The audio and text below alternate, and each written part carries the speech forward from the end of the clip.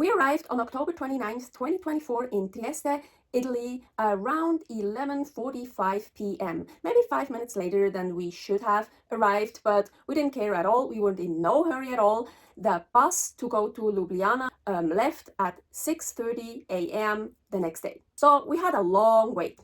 The train station was nice and we found some chairs there, so I made myself comfortable and we just waited there.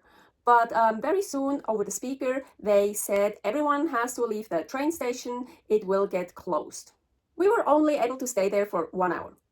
This is the third and last part about our move from Sarandë, Albania to Ljubljana, Slovenia. Here is part 2. So at 12:50 a.m. we were outside. The bus station was right next to the train station, so I thought maybe we could go there, check out if we can stay there.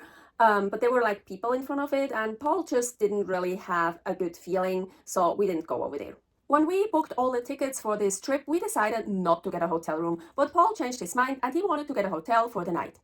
So we just walked over to the first one we saw and it was super cool. It was like a self-booking, self-check-in hotel. Never seen that before. So it had like 2 doors. You could go into the first door and there was this machine. So you could do self-booking, self-check-in, and then the other door would open to get into the hotel. So we tried to do that, but the hotel was completely full. Okay, we walked with all our luggage to the second one. There was a guy there and Paul talked to him, but they were completely full. Okay, next to the third one, there was another guy and they were full too. The fourth hotel was closed for the night and the fifth one was closed for the night as well, and the sixth one we didn't even try. We went back to the train station area. There were like parks with benches and there were already a lot of people there, homeless people, refugees. So we sat on a bench and we just watched a movie on the iPad, and I opened up Fat Boy, our check-in bag, and got out my winter jacket and other clothes, my scarf and all that, because it got cold. Well, it only got down to like 12 degrees Celsius, what is not very cold. It's 53.6 Fahrenheit. But there was a wind going on sometimes, and believe me, it was freezing cold. Well, not freezing, freezing would be below zero, but anyways, here, this is actually my really warm winter jacket. Oh, I'm so glad I had this. But yeah, so we just bundled up and tried to stay warm and pass the time by watching a movie. Yep, we are definitely in the north now, not in the south anymore. At 4 a.m., the train station reopened and we saw how all the other people, the ones that weren't sleeping, went back into the train station to get warm. We just finished the movie we were watching, just like 12 more minutes, and then we went back into the train station as well. And funny, the exact same row of chairs that I was on the previous night before we got basically kicked out, well, from a speaker, was free again. So I just sat there and we waited and waited until 6 a.m. At 6 a.m. the toilets opened, so we both went to the toilet, and at 6:30 our bus to Ljubljana was supposed to leave, so we went over next door to the bus station. Paul got a quick cafe latte and we saw the flexibus sign, platform 2, okay? So we went to platform 2 and waited there. It's Italy. We weren't surprised at all that the bus was late, of course. There were also other people standing there waiting for the bus to Ljubljana. But again, it's Italy, so Paul went back to check the flexibus. Does it really leave platform 2? Yes, it said so. Okay. So once a woman came over and she asked about the people waiting for another destination. I don't remember. And she said, okay, all those people should go outside. The bus will be outside.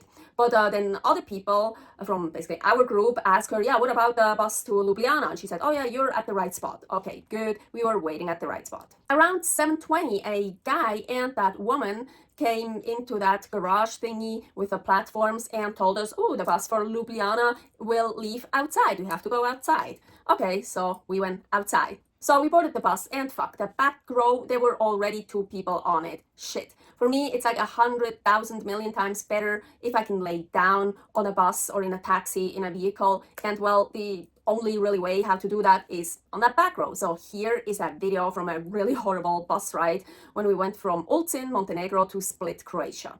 Oh, and the very good thing is Paul paid already online extra for our luggage because they actually did weigh out the luggage, and when it was too heavy, the people had to pay an extra 20 euros, what was much more than we paid online. I really don't remember what we paid online, but Paul said it was much less.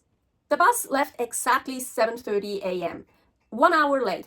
Didn't care at all. In Ljubljana, we had a long wait in front of us again. I felt pretty good in the bus, just so fucking tired.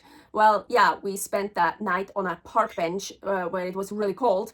But no, suddenly I got a little bit nausea, but I immediately leaned on Paul, closed my eyes, and it got so much better. I even fell asleep for a little while. I was waiting to get woken up for the border crossing, but no, I never got woken up. We never stopped for the border crossing. So Italy and Slovenia, they both Schengen countries, and apparently we just crossed the border without any stop, any problems, anything. I would have liked to seen it, but I didn't see it. I missed it. I was either asleep or pretending to sleep. 9:09 a.m. we arrived in Ljubljana, Slovenia, a 1.5 hour bus ride. Oh, it was so nice not to have such a long bus ride this time, more a short one. The bus continued to go to Zagreb. It departed 1 hour late and it arrived 1 hour late. So in the bus there was Wi-Fi, and Paul texted our host from the Airbnb if we could arrive earlier than 3 p.m., but unfortunately not. So shit, another long wait from 9 a.m. to 3 p.m. Traveling is not the bad part, waiting is.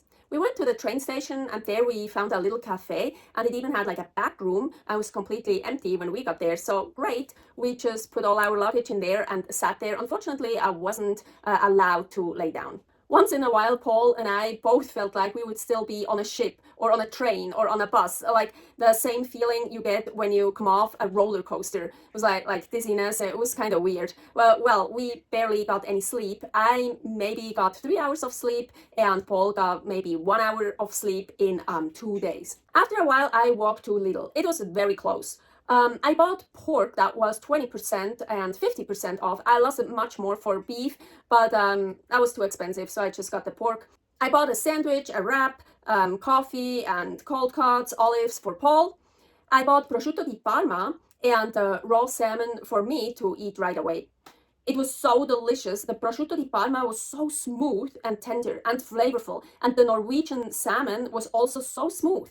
I wrapped some salmon in prosciutto and it was just heavenly.